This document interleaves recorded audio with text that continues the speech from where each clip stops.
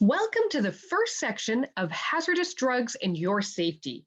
We're going to talk about balancing cutting-edge medicine and team welfare.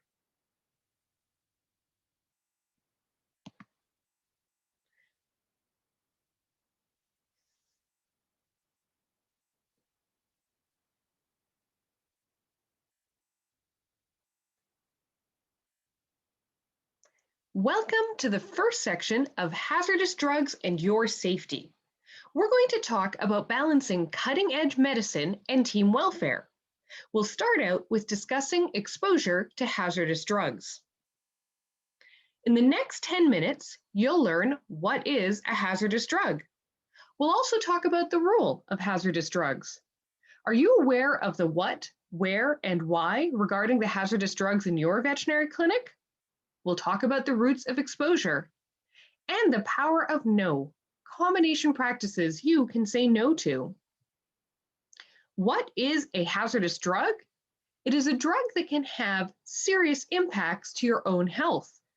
That might be a cancer-producing effect. It might be a drug that triggers birth defects, or it might be a drug that damages genetic material, which is your DNA.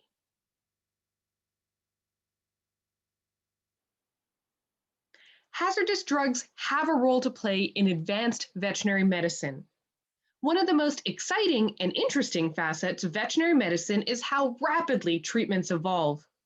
Cancer diagnoses that used to be hopeless now have options.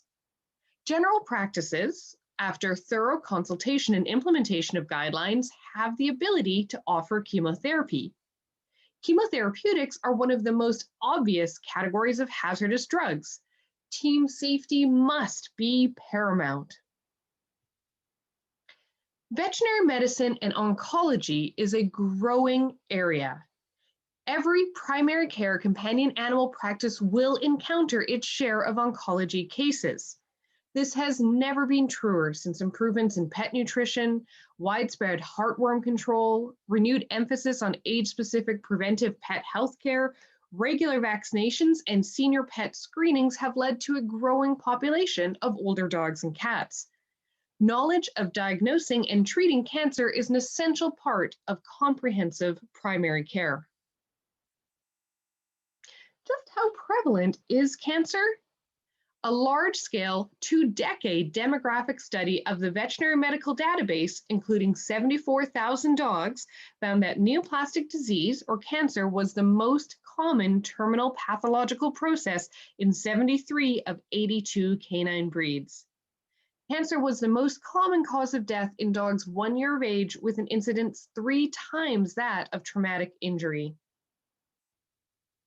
This, however, is not an everyday general practice procedure. It is vitally important to have a working knowledge of the legal and safety issues associated with dispensing and administering hazardous anti-cancer drugs. Why is it vital? Well, for the safety of your staff, for the safety of your patients and clients, but also to comply with the legal and ethical practices of veterinary medicine. Do you know which other therapeutic drugs in your clinic are considered by definition hazardous? These are drugs utilized in veterinary medicine that are classified as hazardous via tight guidelines in the USA. Are you offering chemotherapy in your clinic? Might sound a bit bossy, but these are just a few of the musts. You must wear an approved chemotherapy mask, gown, and gloves while preparing chemotherapy agents. You must use chemotherapy administration gloves, which are preferable to latex examination gloves as they are not impermeable to chemotherapy agents. If chemotherapy administration gloves are not available, double gloving with latex exam gloves is acceptable. You must wear a non-absorbent chemotherapy administration gown or, at minimum, a clean, buttoned-up lab coat during administration. A mask and protective eyewear should also be worn. This protective wear should be worn by both the giver and the holder of the chemotherapy.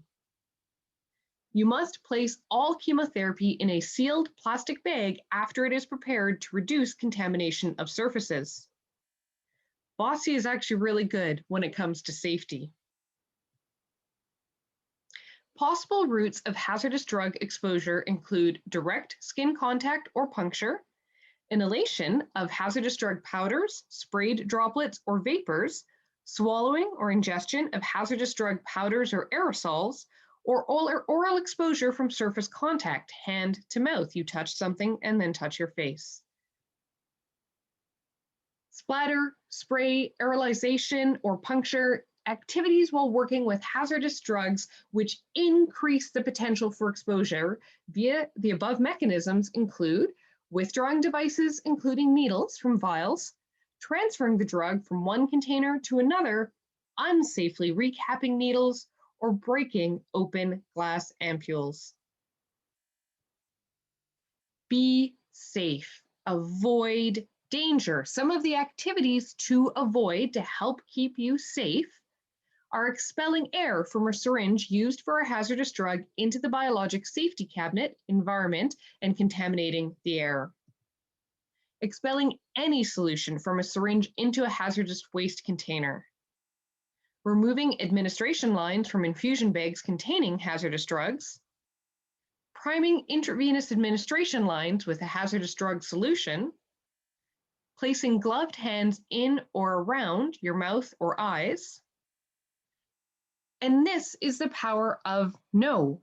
Do not combine these practices when you are in or near areas where hazardous drugs are handled, received, stored, or administered. Do not eat or drink, chew gum, apply cosmetics. Do not store your lunch with the chemotherapy products. Do not mix chemotherapy waste with regular waste. We want to keep you safe.